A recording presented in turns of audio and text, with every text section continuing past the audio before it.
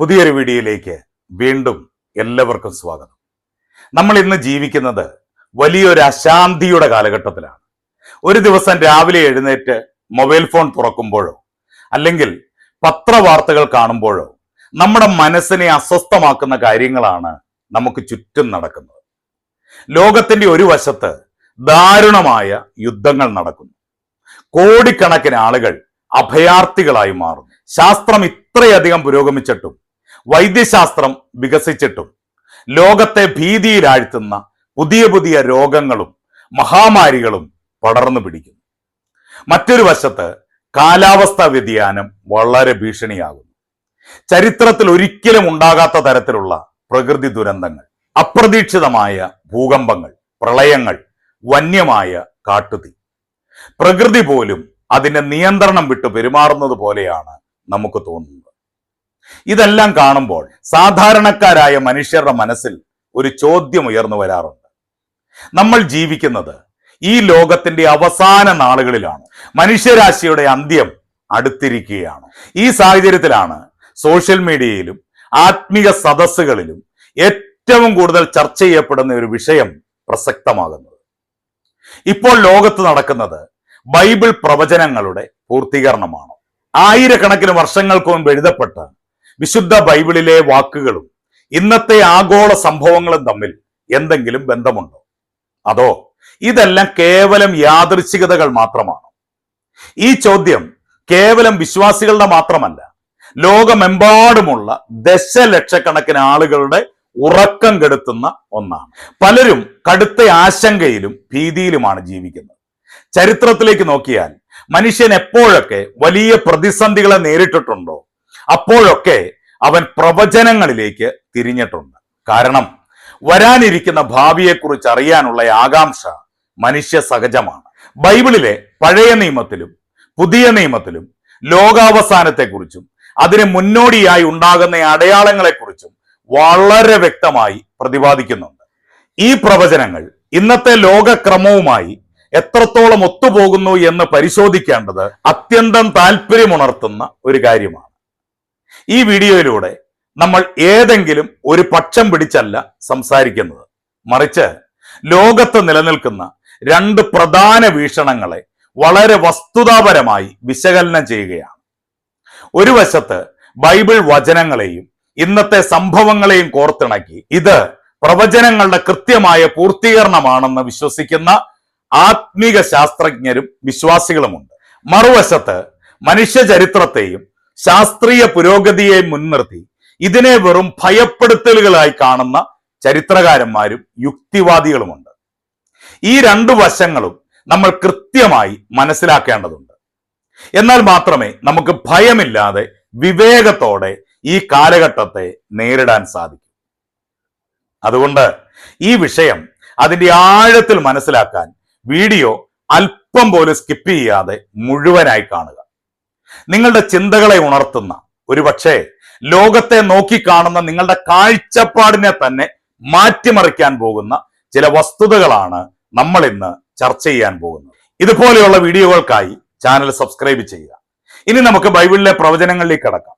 പുതിയ നിയമത്തിൽ യേശുക്രിസ്തു തന്റെ പരസ്യ ശുശ്രൂഷയുടെ അവസാന നാളുകളിൽ ഒലിവുമലയിൽ ഇരിക്കുമ്പോൾ ശിഷ്യന്മാർ വന്ന് രഹസ്യമായി ചോദിക്കുന്ന ഒരു ചോദ്യമുണ്ട്. മത്തായിയുടെ സുവിശേഷം 24-ാം അധ്യായത്തിൽ ഇത് കൃത്യമായി രേഖപ്പെടുത്തിയിട്ടുണ്ട്. അങ്ങയുടെ വരവിനും ലോകാവസാനത്തിനും ലക്ഷണം എന്താണ് എന്നതായിരുന്നു അവരുടെ ചോദ്യം. ഈ ചോദ്യത്തിന് മറുപടിയായി യേശുക്രിസ്തു നൽകുന്ന ലക്ഷണങ്ങൾ ഇന്നത്തെ ലോകത്തിലെ വാർത്തകളുമായി അത്ഭുതകരമാം വിധം ഒത്തുപോകുന്ന കാര്യങ്ങളാണ്. അതിൽ ഒന്നാമത്തെ ലക്ഷണം യുദ്ധങ്ങളും യുദ്ധശ്രുതികളും. രാജ്യം രാജ്യത്തിന് നേരെയും ജനത ജനതയ്ക്ക് നേരെയും ഉയരുമെന്ന് ബൈബിൾ പറയുന്നു. ഇന്ന് നമ്മൾ ആഗോള വാർത്തകൾ എടുത്തു നോക്കിയാൽ എന്താണ് കാണുന്നത്? അത്യാധുനിക ആയുധങ്ങളും ആണവായുധങ്ങളും കൈമുതലായുള്ള വൻ ശക്തികൾ തമ്മിലുള്ള യുദ്ധങ്ങൾ, ദശകങ്ങളായി നിലനിൽക്കുന്ന തർക്കങ്ങൾ പെട്ടെന്ന് യുദ്ധത്തിലേക്ക് വഴിമാറുന്നത്, ഏത് നിമിഷവും ഒരു മൂന്നാം ലോകമഹായുദ്ധം പൊട്ടിപ്പുറപ്പെട്ടേക്കാം എന്ന തരത്തിലുള്ള അന്താരാഷ്ട്ര ചർച്ചകൾ. ഇതെല്ലാം ബൈബിൾ പറഞ്ഞ യുദ്ധശ്രുതികളുടെ നേർചിത്രമല്ലേ? രണ്ടാമത്തെ ലക്ഷണം ക്ഷാമവും ഭൂകമ്പങ്ങളും. ഭൂമിയുടെ വിവിധ ഭാഗങ്ങളിൽ വലിയ ഭൂകമ്പങ്ങൾ ഉണ്ടാകുമെന്നും ക്ഷാമവും പടർന്നു പിടിക്കുമെന്നും ബൈബിൾ വ്യക്തമായി പ്രവചിക്കുന്നു. ഇന്ന് ആഗോളതലത്തിൽ റിക്ടർ സ്കെയിലിൽ ഉയർന്ന തീവ്രത രേഖപ്പെടുത്തുന്ന ഭൂകമ്പങ്ങളുടെ എണ്ണം വർദ്ധിച്ചു വരുന്നതായി ചില പഠനങ്ങൾ പറയുന്നു. അതുപോലെ തന്നെ ലോകത്തിന്റെ ഒരു ഭാഗത്ത് അതിഭീകരമായ വരൾച്ചയും ക്ഷാമവും പട്ടിണിയും മൂലം ലക്ഷക്കണക്കിന് കുട്ടികൾ മരണപ്പെടുന്നു. കാലാവസ്ഥാ വ്യതിയാനം മൂലം കാർഷിക മേഖല തകരുകയും ഭാവിയിൽ വലിയൊരു ഭക്ഷ്യ പ്രതിസന്ധിയിലേക്ക് ലോകം നീങ്ങുകയും ചെയ്യുമെന്ന് ശാസ്ത്രജ്ഞന്മാർ പോലും മുന്നറിയിപ്പ് നൽകുന്നു. ഇത് ബൈബിൾ പ്രവചനത്തെ കൃത്യമായി ശരിവെക്കുകയാണ്. മൂന്നാമത്തെ ലക്ഷണം മഹാമാരികളാണ്. ലൂക്കോസിന്റെ സുവിശേഷത്തിൽ പകർച്ചവ്യാധികളെ കുറിച്ച് പ്രത്യേകം പറയുന്നുണ്ട്. നമ്മൾ ഈ അടുത്ത കാലത്ത് കടന്നുപോയ COVID-19 മഹാമാരി ലോകത്തെ എങ്ങനെയാണ് നിശ്ചലമാക്കിയതെന്ന് നമ്മൾ കണ്ടതാണ്. മനുഷ്യന്റെ ശാസ്ത്ര സാങ്കേതിക വിദ്യകളെല്ലാം ഒരു വൈറസിന് മുൻപിൽ തോറ്റുപോയി. അതിനുശേഷവും വംശനാശം സംഭവിച്ചിട്ടില്ലാത്ത പുതിയ വൈറസുകളെ കുറിച്ചുള്ള ഭീതിയിലാണ് ലോകം. ഒരു രാജ്യത്തിൽ നിന്ന് മറ്റൊരു രാജ്യത്തിലേക്ക് മണിക്കൂറുകൾക്ക് രോഗം പടരുന്ന സാഹചര്യം ഇന്നുമുണ്ട്. നാലാമതായി ബൈബിൾ പറയുന്നത് മനുഷ്യന്റെ സ്വഭാവത്തിൽ ഉണ്ടാകുന്ന മാറ്റങ്ങളെ കുറിച്ചാണ്. തിമോത്തിയോസിന് എഴുതിയ 2-ാം ലേഖനത്തിൽ അപ്പോസ്തലനായ പൗലോസ് പറയുന്നുണ്ട്, അവസാന നാളുകളിൽ ദുർഘട സമയങ്ങൾ വരും. മനുഷ്യർ സ്വസ്നേഹികളും ധനമോഹികളും അഹങ്കാരികളും മാതാപിതാക്കളെ അനുസരിക്കാത്തവരും നന്ദി കെട്ടവരുമായി മാറും. സ്നേഹമില്ലാത്തവരും ദയയില്ലാത്തവരുമായി അവർ മാറും. ഇന്ന് നമ്മുടെ സമൂഹത്തിൽ നടക്കുന്ന കുറ്റകൃത്യങ്ങളും കുടുംബ ബന്ധങ്ങളുടെ തകർച്ചയും മനുഷ്യന് മനുഷ്യനോടുള്ള ക്രൂരതയും ഒക്കെ കാണുമ്പോൾ ഈ പ്രവചനം എത്രത്തോളം സത്യമാണെന്ന് നമുക്ക് വ്യക്തമായി മനസ്സിലാകും. ഈ ലക്ഷണങ്ങളെല്ലാം ഒരേ സമയം ലോകത്ത് സംഭവിക്കുമ്പോൾ ബൈബിൾ വിശ്വസിക്കുന്ന കോടിക്കണക്കിന് ആളുകൾക്ക് മനസ്സിലാകുന്ന ഒരു സത്യമുണ്ട്. ഇത് ലോകത്തിന്റെ അവസാനത്തിന്റെ ആരംഭമാണ്. ബൈബിൾ ഇതിനെ വിശേഷിപ്പിക്കുന്നത് ഈറ്റുനോവിന്റെ ആരംഭം എന്നാണ്. അതായത് ഒരു സ്ത്രീ പ്രസവിക്കുന്നതിന് തൊട്ടു മുൻപ് വേദനയുടെ തീവ്രതയും ആവൃത്തിയും കൂടുന്നത് പോലെ ലോകാവസാനത്തിന് മുൻപ് ഈ ദുരന്തങ്ങളുടെ വ്യാപ്തിയും ആവൃത്തിയും കൂടിക്കൊണ്ടേയിരിക്കും. ഇതാണ് ഇന്ന് ലോകത്ത് സംഭവിച്ചുകൊണ്ടിരിക്കുന്നത്. ബൈബിൾ പ്രവചനങ്ങളിൽ ഏറ്റവും കൂടുതൽ നിഗൂഢതയും ചർച്ചകളും നിറഞ്ഞ ഒന്നാണ് വെളിപ്പാട് പുസ്തകം. ഇതിൽ അവസാന കാലത്ത് ലോകത്തെ ഭരിക്കാൻ പോകുന്ന എതിർ ക്രിസ്തു അല്ലെങ്കിൽ ആന്റിക്രൈസ്റ്റ് എന്ന ഏകാധിപതിയെക്കുറിച്ചും അവന്റെ സാമ്പത്തിക ഭരണ സംവിധാനത്തെക്കുറിച്ചും വ്യക്തമായി പറയുന്നുണ്ട്. അതിൽ ഏറ്റവും പ്രധാനപ്പെട്ട ഒന്നാണ് മൃഗത്തിന്റെ മുദ്ര അല്ലെങ്കിൽ 666 എന്ന സംഖ്യ. വെളിപ്പാട് പുസ്തകം 13-ാം അധ്യായത്തിൽ ഇങ്ങനെ പറയുന്നു, അത് ചെറിയവരും വലിയവരും സമ്പന്നന്മാരും ദരിദ്രന്മാരും സ്വതന്ത്രന്മാരും ദാസന്മാരുമായി എല്ലാവർക്കും വലങ്കൈമേലോ നെറ്റിമേലോ മുദ്ര കിട്ടുമാറും മൃഗത്തിന്റെ പേരോ പേരിന്റെ സംഖ്യയോ ആയ മുദ്രയുള്ളവനല്ലാതെ വാങ്ങുകയോ വിൽക്കുകയോ ചെയ്യാൻ വഹിയാതെയുമാകുന്നു. ഇവിടെ ജ്ഞാനം കൊണ്ട് ആവശ്യം. ബുദ്ധിയുള്ളവൻ മൃഗത്തിന്റെ സംഖ്യ ഗണിക്കട്ടെ. അത് ഒരു മനുഷ്യന്റെ സംഖ്യ എത്രേ? അതിന്റെ സംഖ്യ 666. ആയിരക്കണക്കിന് വർഷങ്ങൾക്ക് മുൻപ് യോഹന്നാൻ അപ്പോസ്തലൻ ഈ പ്രവചനം എഴുതുമ്പോൾ കറൻസി നോട്ടുകളോ കമ്പ്യൂട്ടറുകളോ ഇന്റർനെറ്റോ ഇല്ലാത്ത ഒരു കാലമായിരുന്നു അത്. എന്നാൽ ഇന്ന് 21-ാം നൂറ്റാണ്ടിലെ സാങ്കേതിക വിദ്യയുടെ വളർച്ച കാണുമ്പോൾ ഈ പ്രവചനം അക്ഷരാർത്ഥത്തിൽ സാധ്യമാകുന്ന ഒരു കാലഘട്ടത്തിലാണ് നമ്മൾ ജീവിക്കുന്നതെന്ന് നമുക്ക് കൃത്യമായി മനസ്സിലാവും. ഇന്ന് ലോകം വേഗത്തിൽ ക്യാഷ്ലെസ് ഇക്കോണമി അല്ലെങ്കിൽ ഡിജിറ്റൽ പണമിടപാടുകളിലേക്ക് മാറിക്കൊണ്ടിരിക്കുകയാണ്.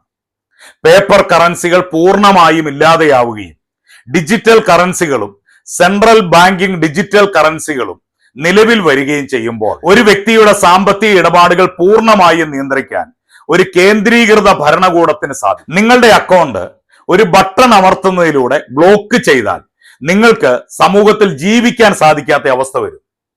അതുപോലെ തന്നെ ബയോമെട്രിക് സംവിധാനങ്ങൾ, മനുഷ്യന്റെ ചർമ്മത്തിനടിയിൽ ഘടിപ്പിക്കാൻ കഴിയുന്ന മൈക്രോ ചിപ്പുകൾ, ആർട്ടിഫിഷ്യൽ ഇന്റലിജൻസ്, ഫേഷ്യൽ റെക്കഗ്നിഷൻ സാങ്കേതിക വിദ്യ ഇവയെല്ലാം അതിവേഗം വികസിക്കുകയാണ്. ചില വിദേശ രാജ്യങ്ങളിൽ കൈപ്പത്തി സ്കാൻ ചെയ്ത് പണമിടപാടുകൾ നടത്തുന്ന സംവിധാനങ്ങൾ ഇപ്പോൾ തന്നെ നിലവിലുണ്ട്. മനുഷ്യന്റെ ചിന്തകളെ പോലും നിയന്ത്രിക്കാൻ പോകുന്ന ബ്രെയിൻ കമ്പ്യൂട്ടർ ഇന്റർഫേസുകൾ വികസിപ്പിച്ചുകൊണ്ടിരിക്കുന്നു. ഇതെല്ലാം കാണുമ്പോൾ ദൈവജനം തിരിച്ചറിയുന്ന ഒരു കാര്യമുണ്ട്. ലോകത്തെ മുഴുവൻ ഒരു കുടക്കീഴിൽ കൊണ്ടുവരുന്ന ഒരു ആഗോള ഭരണ സംവിധാനം രൂപപ്പെടാൻ പോവുകയാണ്.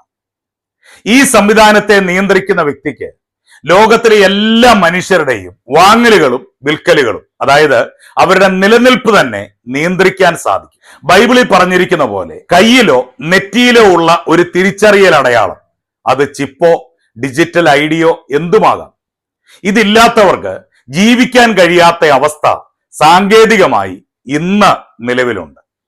സാങ്കേതിക വിദ്യയുടെ ഈ അതിവേഗ മുന്നേറ്റം ബൈബിൾ പ്രവചനങ്ങൾ എത്രത്തോളം കൃത്യമായിരുന്നു എന്നതിന്റെ തെളിവായി ദൈവമക്കൾ, ബൈബിൾ വിശ്വസിക്കുന്നവർ ഉയർത്തിക്കാട്ടുന്നു. എന്നാൽ ഈ നാണയത്തിന് മറ്റൊരു വശം കൂടിയുണ്ട്.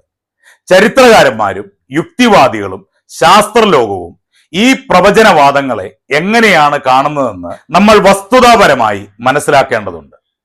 അവർ പറയുന്നത് മനുഷ്യ ചരിത്രത്തിൽ ദുരന്തങ്ങളും പ്രതിസന്ധികളും ഇതാദ്യമായല്ല ഉണ്ടാകുന്നത് എന്നാണ്.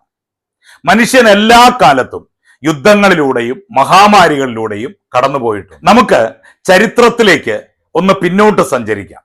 14-ാം നൂറ്റാണ്ടിൽ യൂറോപ്പിനെ പിടിച്ചുകുലുക്കിയ ബ്ലാക്ക് ഡെത്ത് എന്ന പ്ലേഗ് മഹാമാരിയുടെ കാലം. അന്ന് യൂറോപ്പിലെ ജനസംഖ്യയുടെ പകുതിയിലധികം ആളുകൾ രോഗം ബാധിച്ച് മരിച്ചു വീണു.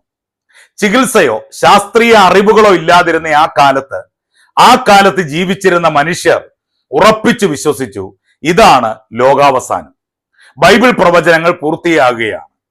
എന്നാൽ ലോകം അവസാനിച്ചില്ല. മനുഷ്യൻ അതിനെ അതിജീവിച്ചു. തുടർന്ന് 20-ാം നൂറ്റാണ്ടിലേക്ക് വരുമ്പോൾ 1-ാം ലോകമഹായുദ്ധവും 2-ാം ലോകമഹായുദ്ധവും ഉണ്ടായി. കോടിക്കണക്കിന് മനുഷ്യരാണ് ക്രൂരമായി കൊല ചെയ്യപ്പെട്ടത്. ഹിറ്റ്ലറെ പോലെയുള്ള ഏകാധിപതികൾ ലോകത്തെ വിഴുങ്ങാൻ ശ്രമിച്ചപ്പോൾ അക്കാലത്തെ ജനങ്ങൾ കരുതിയത് ഹിറ്റ്ലറാണ് ബൈബിൾ പറയുന്ന എതിർ ക്രിസ്തു എന്നാണ്. ഹിരോഷിമയിലും നാഗസാക്കിയിലും ആറ്റം ബോംബുകൾ വീണപ്പോൾ വെളിപ്പാട് പുസ്തകത്തിൽ പറയുന്ന ആകാശത്ത് നിന്നുള്ള തീപ്പൊഴിയൽ ഇതാണെന്ന് പലരും വ്യാഖ്യാനിച്ചു. അന്നും ലോകം അവസാനിച്ചില്ല. ശാസ്ത്രീയമായി ചിന്തിച്ചാൽ ഇന്ന് നമുക്ക് ചുറ്റും നടക്കുന്ന ദുരന്തങ്ങൾ മാധ്യമങ്ങളുടെയും സോഷ്യൽ മീഡിയയുടെയും അതിപ്രസരം കാരണം നമ്മുടെ കണ്ണുകളിൽ പെട്ടെന്ന് എത്തുന്നത് കൊണ്ടാണ് ഭയം ഇരട്ടിക്കുന്നത്. പണ്ട് ലോകത്തിന്റെ ഏതോ ഒരു കോണിൽ ഒരു വലിയ ഭൂകമ്പം ഉണ്ടായാൽ ദിവസങ്ങൾക്കോ മാസങ്ങൾക്കോ ശേഷമായിരിക്കും മറ്റുള്ളവർ അറിഞ്ഞിരുന്നത്. എന്നാൽ ഇന്ന് ലോകത്തിന്റെ അറ്റത്ത് ഒരു ചെറിയ ചലനം ഉണ്ടായാൽ പോലും നിമിഷങ്ങൾക്കകം അത് നമ്മുടെ മൊബൈൽ സ്ക്രീനിൽ ലൈവ് ദൃശ്യങ്ങളായി എത്തുന്നു. ഇത് മനുഷ്യന്റെ മനസ്സിൽ ഭീതി ജനിപ്പിക്കുകയും നമ്മൾ ഒരു അസാധാരണ കാലഘട്ടത്തിലാണ് ജീവിക്കുന്നത് എന്ന തോന്നൽ ഉണ്ടാക്കുകയും ചെയ്യും. പ്രിയപ്പെട്ടവരെ, ഇപ്പോൾ നമ്മൾ 2 വ്യത്യസ്തമായ വീക്ഷണങ്ങൾ കണ്ടു കഴിഞ്ഞു. ഒരു വശത്ത് ബൈബിളിലെ വരികളെ ഇന്നത്തെ സംഭവങ്ങളുമായി കോർത്തിണക്കി പ്രവചനങ്ങൾ സംഭവിച്ചുകൊണ്ടിരിക്കുകയാണെന്ന് ഉറച്ചു വിശ്വസിക്കുന്ന ഒരു കൂട്ടം ക്രിസ്ത്യാനികൾ.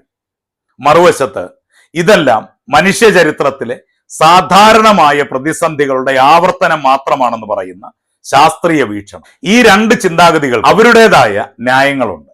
എന്നാൽ ഒരു കാര്യത്തിൽ ആർക്കും തർക്കമില്ല. പ്രവചനങ്ങൾ സംഭവിക്കുന്നുണ്ടോ ഇല്ലയോ എന്നതിനേക്കാൾ നമ്മുടെ ഭൂമിയും മനുഷ്യത്വവും വലിയൊരു പ്രതിസന്ധിയിലൂടെയാണ് കടന്നു പോകുന്നത്. മനുഷ്യന്റെ സ്വാർത്ഥതയും അധികാരമോഹവും പ്രകൃതിയോടുള്ള ക്രൂരതയും പരിധി വിട്ടിരിക്കുക. പരസ്പരമുള്ള സ്നേഹവും കരുണയും പ്രകൃതിയെ സംരക്ഷിക്കാനുള്ള മനസ്സും വീണ്ടെടുക്കുക മാത്രമാണ് നമ്മുടെ മുൻപിലുള്ള ഏക വഴി. ഭയമല്ല നമ്മെ നയിക്കേണ്ടത്, മറിച്ച് വിവേകമാണ്.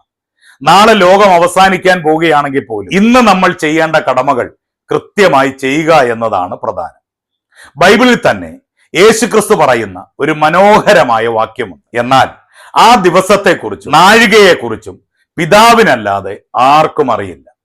സ്വർഗത്തിലെ ദൂതന്മാർക്കോ പുത്രനോ കൂടി ഇതറിയുന്നില്ല.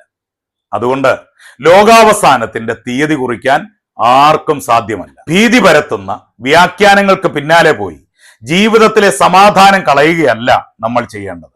മറിച്ച് നമ്മുടെ ചുറ്റുമുള്ളവരെ സ്നേഹിച്ചും മറ്റുള്ളവർക്ക് നന്മ ചെയ്തും ജാഗ്രതയോടെയും പ്രത്യാശയോടെയും ജീവിക്കുകയാണ് വേണ്ടത്. യേശു നമ്മെ കാണിച്ചു തന്ന സ്നേഹം മറ്റുള്ളവരിലേക്ക് പകരുക. ഈ ചിന്ത നിങ്ങളുടെ മനസ്സിലുണ്ടാകട്ടെ എന്ന് ആത്മാർത്ഥമായി ഞാൻ ആഗ്രഹിക്കുന്നു. ഈ വീഡിയോ നിങ്ങൾക്ക് പ്രയോജനകരമായി തോന്നിയെങ്കിൽ ലൈക്ക് ചെയ്യാനും നിങ്ങളുടെ സുഹൃത്തുക്കൾക്കായി ഷെയർ ചെയ്യാനും മറക്കരുത്. ഇതുപോലെയുള്ള കൂടുതൽ ചിന്തകൾക്കായി ഈ ചാനൽ ഇപ്പോൾ തന്നെ സബ്സ്ക്രൈബ് ചെയ്യുക, വീഡിയോ ലൈക്ക് ചെയ്യുക. അടുത്ത മറ്റൊരു വീഡിയോയുമായി നമുക്ക് വീണ്ടും കാണാം. ദൈവം നിങ്ങളെ സമൃദ്ധമായി അനുഗ്രഹിക്കട്ടെ. കർത്താവിന്റെ വരവിനായി ഒരുങ്ങാം. ഏത് നിമിഷമാണ് അത് സംഭവിക്കുന്നത് നമുക്കറിയില്ല. അതിനായി നമുക്ക് ഒരുങ്ങാം. അതിനായി ദൈവം നമ്മെ സഹായിക്കട്ടെ.